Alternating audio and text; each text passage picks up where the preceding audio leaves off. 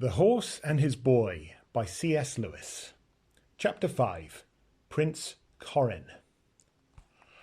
My dear sister, a very good lady, said King Edmund, you must now show your courage, for I tell you plainly, we are no small danger.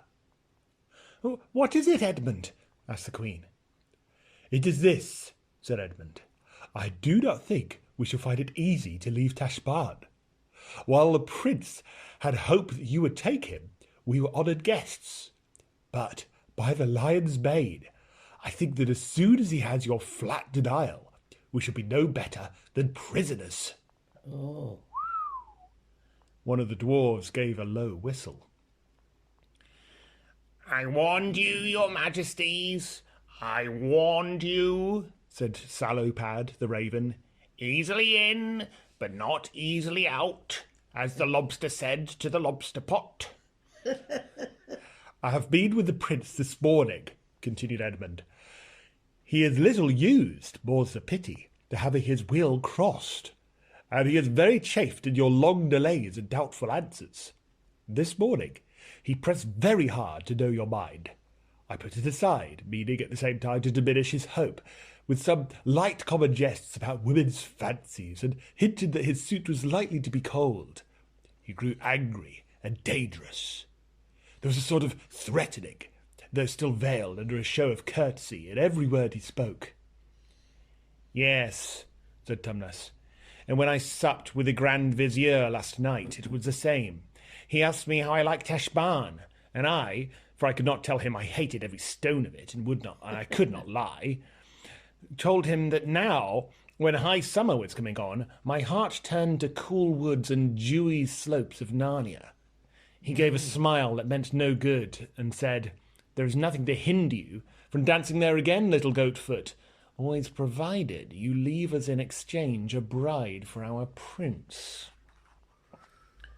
Do you mean he would make me his wife by force? Exclaimed Susan.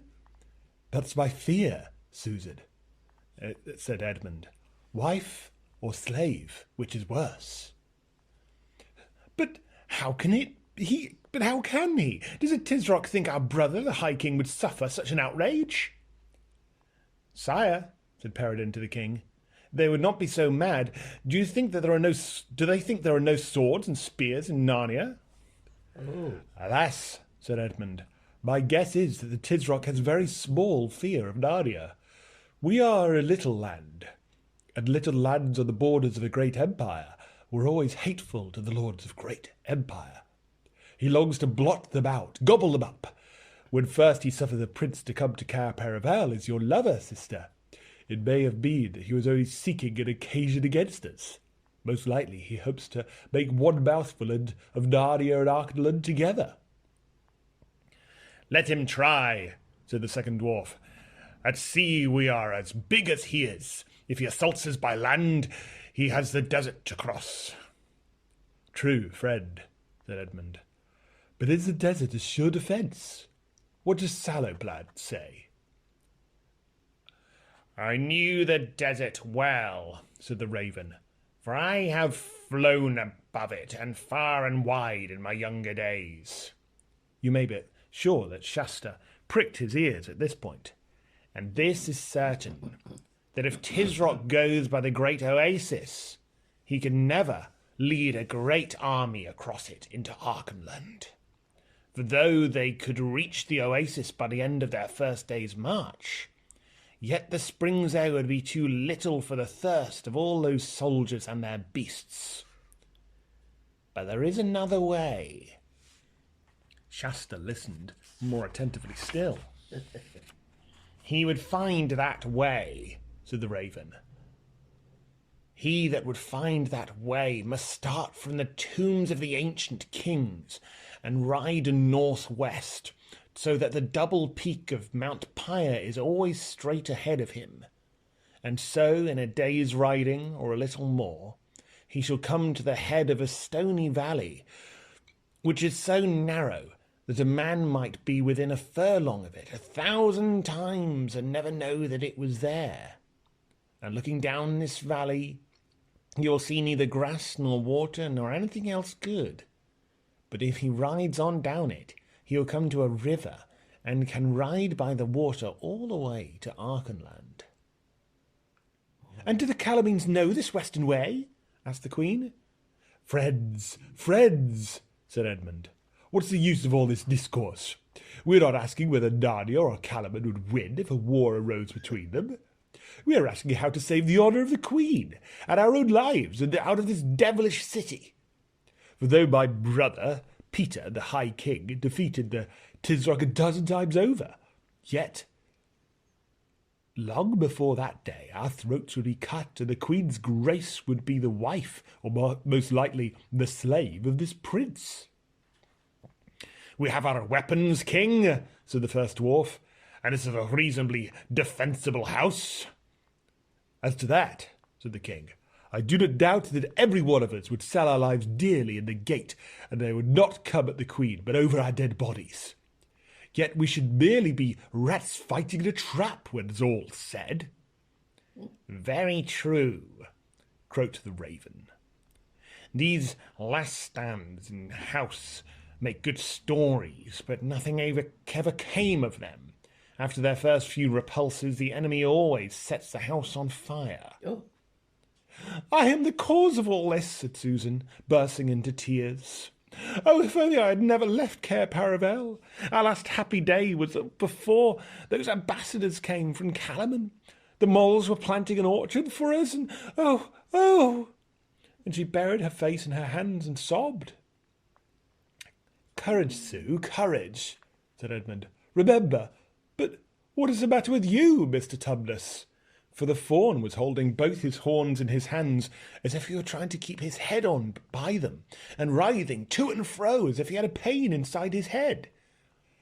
Don't speak to me, said Tumnus. I'm thinking so that I can hardly breathe. Wait. Do wait. There was a moment's puzzled silence, and then the fawn looked up, drew a long breath, mopped its forehead, and said, The only difficulty is how to get down to our ship, with some stores too, without being seen and stopped. Yes, said the dwarf dryly, just as a beggar's only difficulty about riding is that he has no horse.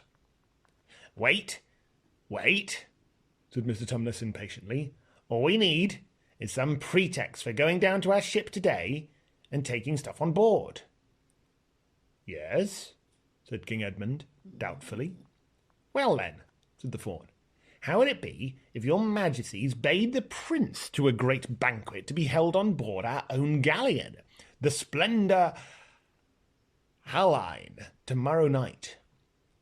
And let the message be worded as graciously as a queen can contrive without pledging her honour, so as to give the prince a hope that she is weakening. This is very good counsel, sire, croaked the raven. And then, continued Tumnus excitedly, everyone will expect us to be going down to the ship all day, making preparation for our guests.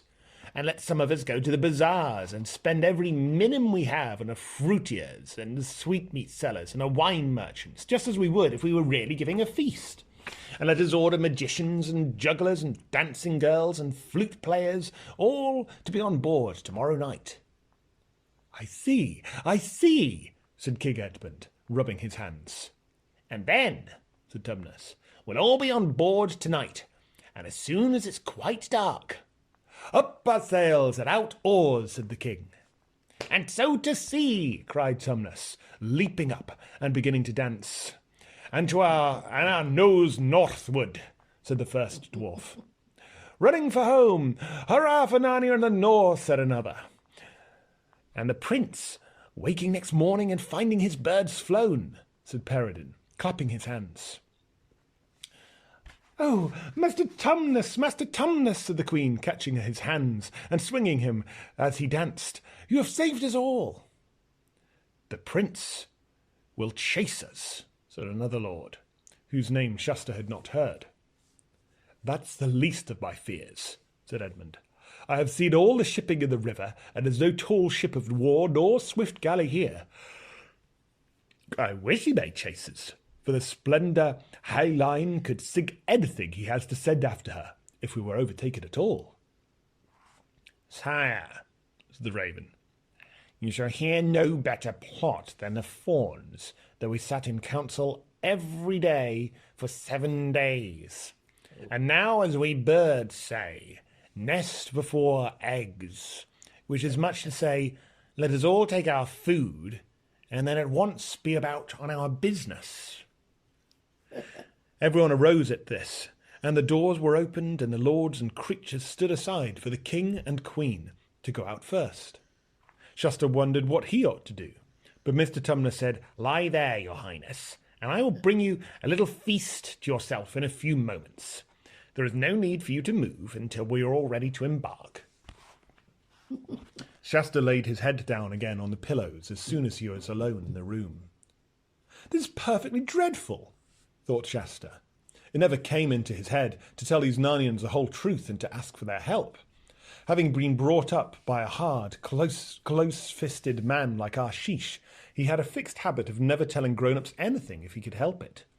He thought they would always spoil or stop whatever you were trying to do. And he thought that even if the Narnian king might be friendly to the two horses, because they were talking beasts of Narnia, he would hate Aravis because she was a Colomene, and either sell her for a slave or send her back to her father. As for himself, I simply daren't tell him I'm not Prince Corin now, thought Shasta. I've heard all their plans. If they knew I wasn't one of themselves, they'd never let me out of this house alive. They'd be afraid I'd betray them to the Tisroc. They'd kill me. And if the real Corin turns up, it'll all come out, and they will. He had, you see, had no idea how noble and free-born people behave. What am I to do? What am I to do? He kept saying to himself. What? Hello, here comes that little goaty creature again. The fawn trotted in, half dancing with a tray in his hands, which was nearly as tall as himself. This he set on an inland table beside Shasta's sofa, and sat down himself on the carpeted floor with his goaty legs crossed. "Now, princeling," he said, "make a good dinner. It will be your last meal in Tashbaan."